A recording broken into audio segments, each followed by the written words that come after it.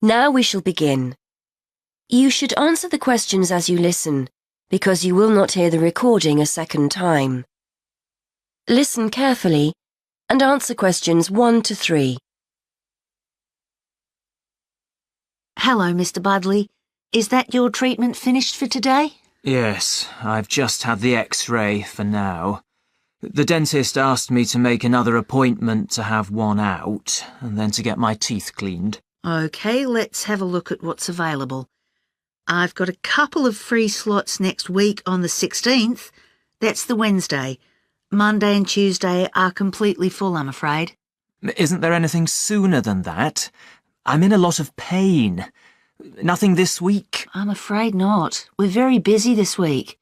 One of the dentists is away on holiday, so we're a little short-staffed. If someone cancels, I'll give you a call.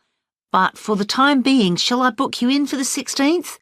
We have a free slot at 1:30 and another one at 3:30. OK. Can you book me in at 3:30? Let me make a note of that. Oh, hang on. I can't make 3:30. I've got a meeting at 4 and I'll never get back in time. It'll have to be 1:30. Before you hear more of the conversation, you have some time to look at questions 4 to 10.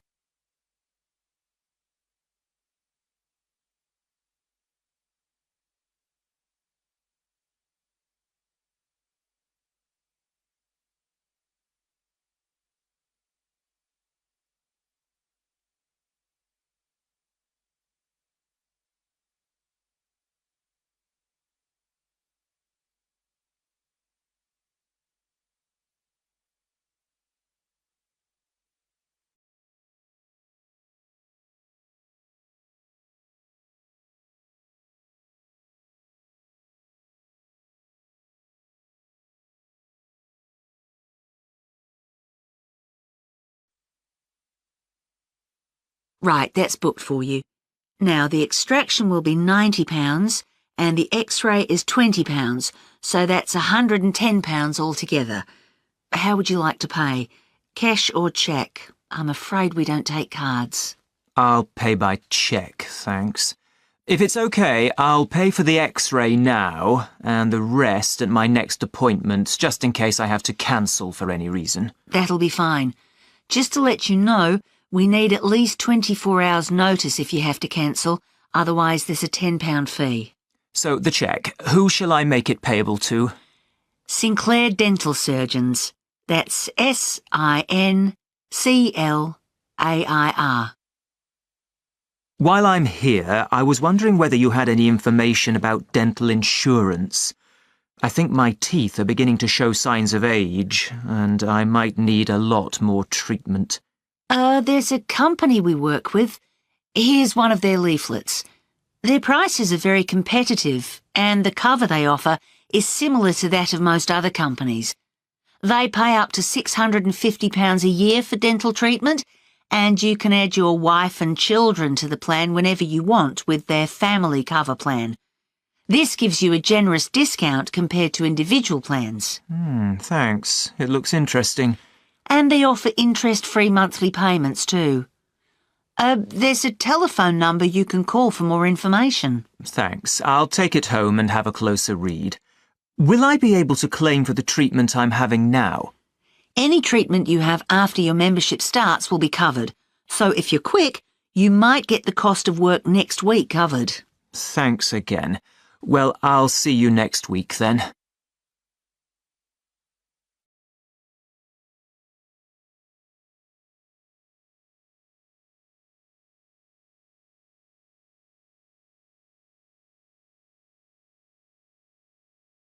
That is the end of part 1.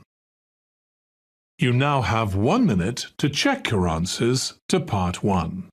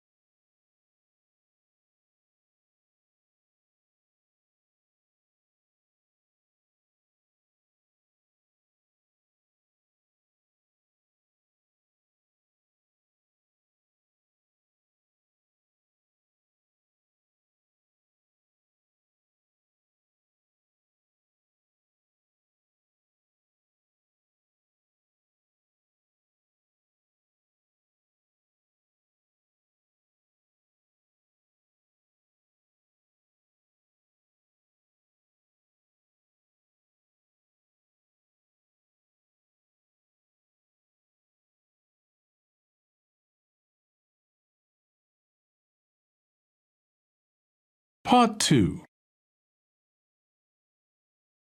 You will hear a presenter on a radio show. The presenter is talking to the organiser of an arts festival. First, you have some time to look at question 11 to 17.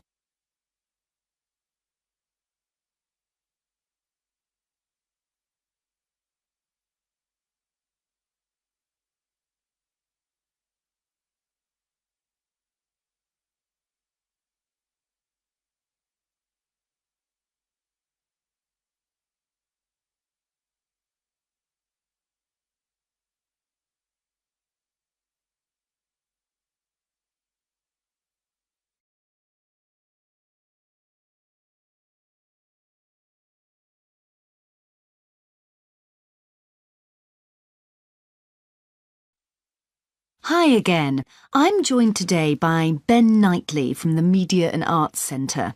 He's here to tell us about the launch of the city's Arts Festival. Hi, Ben. This year has a particular focus, doesn't it? It does, yes. This year we want to encourage more people who would not normally describe themselves as being creative to get involved with some of our many events and workshops. Not simply turning up as spectators, but to get involved themselves, to get their hands dirty, as it were. There's such a wide offering this year that I'm sure we'll have something to suit all tastes. You were telling me earlier how beneficial being creative can be for us. Absolutely. I recently attended a drawing workshop and, even if I do say so myself, came away with a very good sketch I'd done. But what was particularly surprising for me was my feeling of pride and joy when I looked at the sketch again and showed it to the family. It really took me back to the feelings I had as a youngster when I'd made something. I realised that, even as an adult, we can get just as much pleasure and happiness from creative activity. Actually, research has shown that the more we allow ourselves to be creative, the happier we feel. And the more positive our frame of mind, the more creative and the more curious we become about the world we live in. Well, you've certainly persuaded me. So what kind of events can we look forward to? We want to try and include as wide a range of people as possible this year, from people already involved in the creative arts through to elderly people who haven't been creative in years.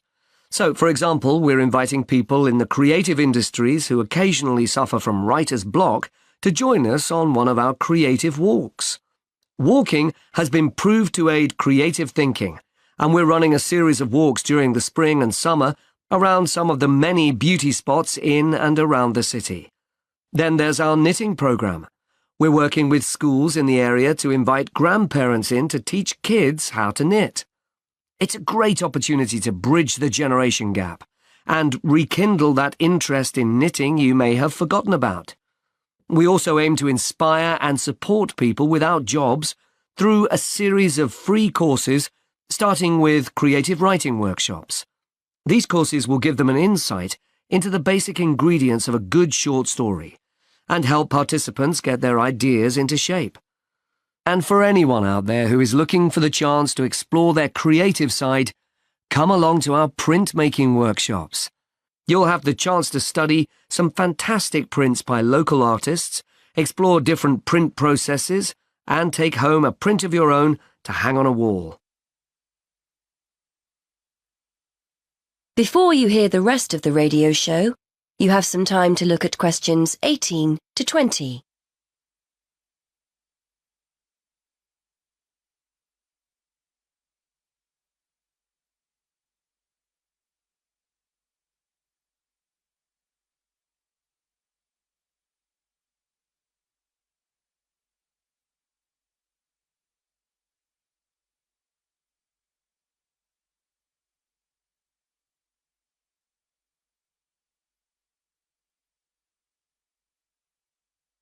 Now listen and answer questions 18 to 20. Excellent. So how do we go about getting involved? If anyone is interested in joining one of these sessions, it's important that you contact us first, as places need to be booked beforehand. We ran similar sessions last year and demand was high. As I said previously, there's no charge for any of the workshops, and materials, where appropriate, will be provided on the day. You can get further information on our website, and if you don't have access to the internet, call us on 514-2261. The booking office is open Monday to Friday from 9 to 5, but closes early on a Saturday at 12:30. Many thanks, Ben.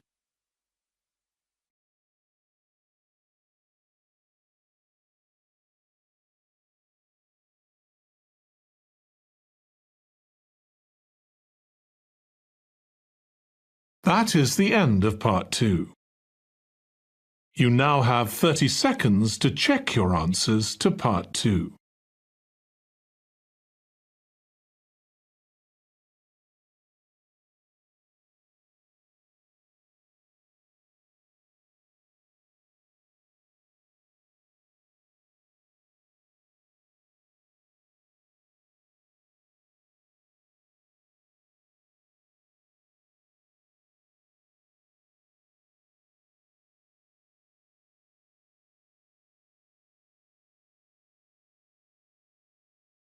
Part 3. You will hear a conversation between two university students about transferring to a different course. First, you have some time to look at questions 21 to 26.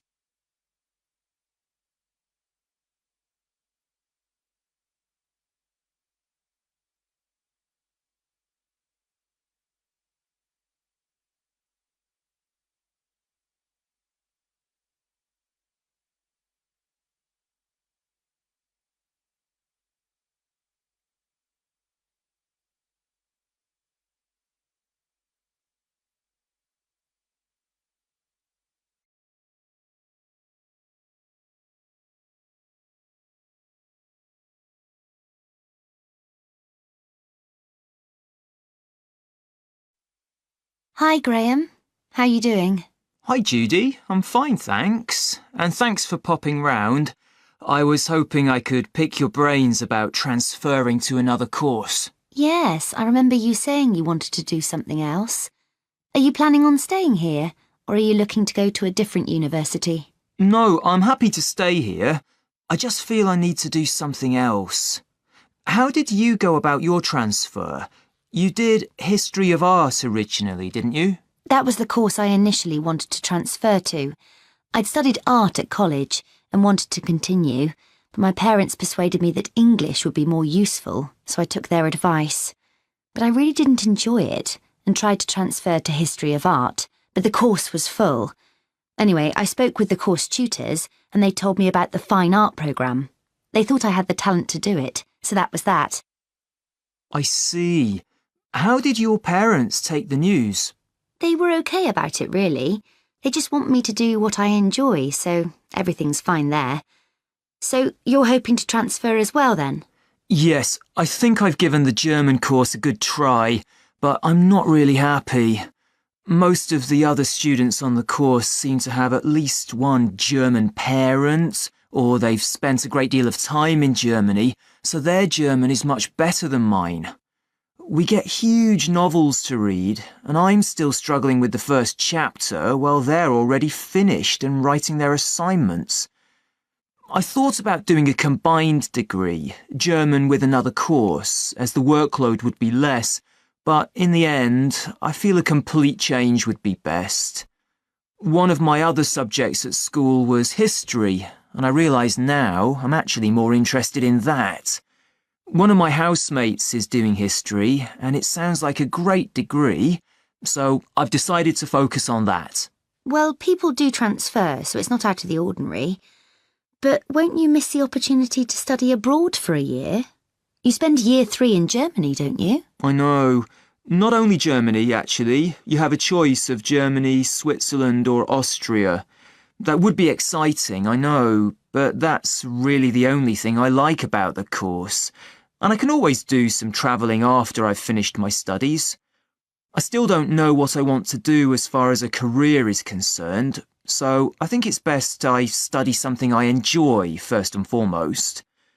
Anyway, I thought I'd ask you about how you went about your transfer before taking it any further. Before you hear the rest of the conversation, You have some time to look at questions 27 to 30.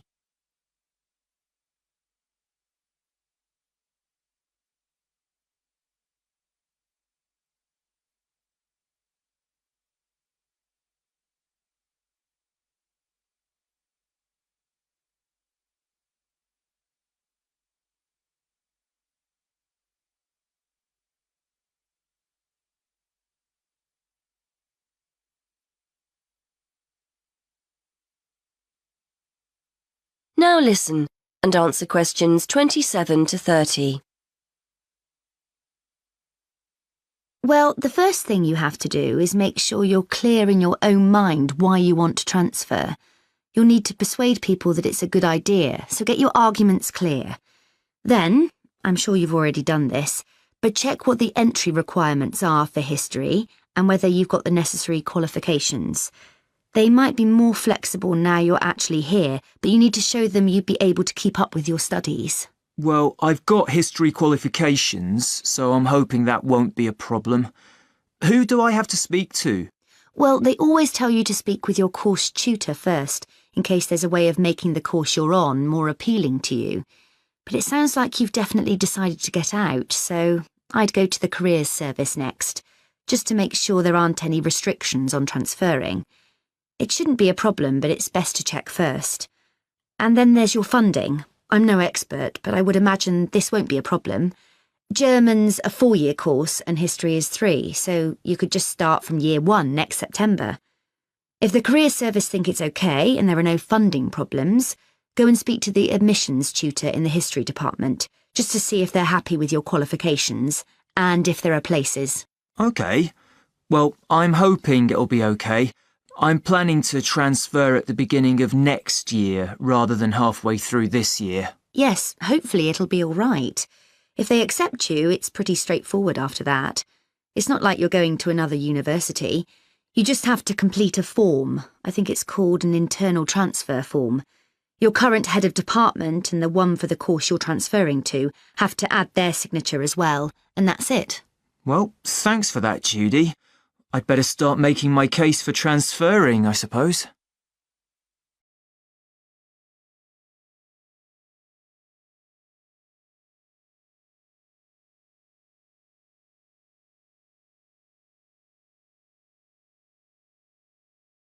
That is the end of part 3. You now have 30 seconds to check your answers to part 3.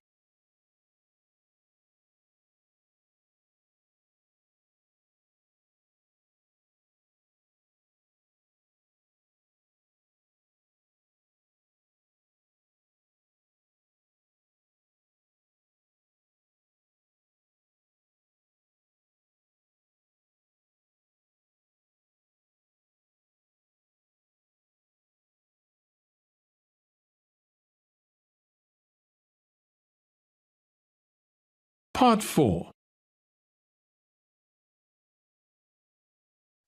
You are going to hear a lecturer giving a talk on a psychological condition called synesthesia. First, you have some time to look at questions 31 to 40.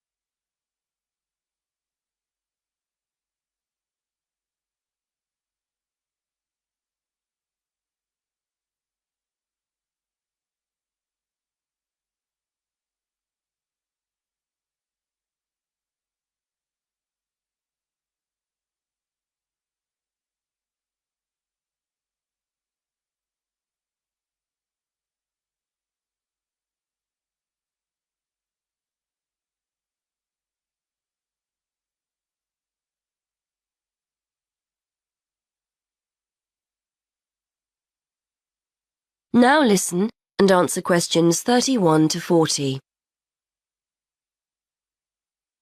Today we're going to look at a fascinating condition that challenges the idea that we all see and experience the world around us in a similar way. For example, What do you see when I mention a day of the week or a month? What colour is the letter A or the number 10? If you often find yourself having more than the normal sense sensations, you too could have a condition known as synesthesia. Synesthesia is a harmless but fascinating condition which is often described by psychologists as the joining of the senses. We normally experience our senses individually, so we see a colour or hear a word, whereas people with synesthesia will find two or more senses being stimulated at the same time by a single stimulus. Some people will see or feel a colour when they hear a sound. Others will experience a taste or smell when another sense is stimulated. This happens automatically. The sensation can't be managed. People often go through life unaware that they have the condition. A common response from individuals who learn for the first time that they have synesthesia is one of surprise to discover that other people don't experience the same thing. It's a normal part of life for them, and they will rarely describe the symptoms negatively. To estimate the numbers of people with synesthesia, one group of researchers sat people in front of a computer and showed them letters and numbers in black. Participants were asked to choose a colour for each character they saw. A small proportion of participants, namely those with synesthesia, consistently described the same characters as having the same colours. On the basis of the results, researchers were able to predict that synesthesia affects about 1% of the population. This number has been confirmed in other research. Synesthesia takes many different forms, but the most common is to see or feel a colour in relation to letters and numbers. It's commonplace for people to identify A with red, B with blue, and so on. Some people will actually see a colour, but in most cases it's a question of feeling or sensing the colour. However, it's just as commonplace to see days, months, letters and numbers spatially, that is in lines or circles, for example. People might say they see Monday up high, Tuesday just below Monday, Wednesday on the left, Thursday on the right, and so on. This doesn't mean that people with synesthesia always agree on what they sense. Two synesthetes will often argue over the colour of a letter, for example. But patterns emerge if a large enough sample of people are observed, providing clear evidence of this condition despite individual variations. Colour and spatial synesthesia are amongst the most common forms of the condition, but they are by no means the only way people experience it. One of the more interesting combinations is word-taste synesthesia. This occurs when words lead the person to experience tastes or certain taste sensations. So a person's name might have the flavour of a particular sweet. Places might be associated with the taste of particular snacks. Taste needs to be seen in a wider context here. The sensation may be a feeling on the tip of the tongue or at the back of the throat and will differ from person to person. Some researchers believe we are all born with the condition and that it's most prevalent in our early years, but it then tends to become less noticeable as we enter childhood. It's a fascinating thought that as infants we experience the world around us through our senses in a different way than as adults. However, testing this hypothesis will be challenging, bearing in mind the difficulty of getting feedback from young infants. Research also points to the fact that synesthesia runs in families. In fact, as many as 40% of synesthetes, as they are called, know of someone in the family with a similar condition. This won't necessarily be a close family member, and the condition may be traceable back to previous generations or to an extended family member such as a cousin or uncle. There is evidence that synesthetes are often creative and will often have artistic hobbies or interests. Researchers think this is not necessarily because synesthesia makes them naturally more talented in this area, but the fact that they have multiple sensory experiences generates an interest in, for example, art or music. So that's synesthesia. Apart from its intrinsic interest, for psychologists it's a fascinating indication that we may all experience the world around us in different ways. Once upon a time, these findings would have been regarded as highly subjective, lacking evidence, and not of any scientific worth. However, we now have a much greater interest in how the brain helps us make sense of the world, and the study of synesthesia is one way for us to discover more about this.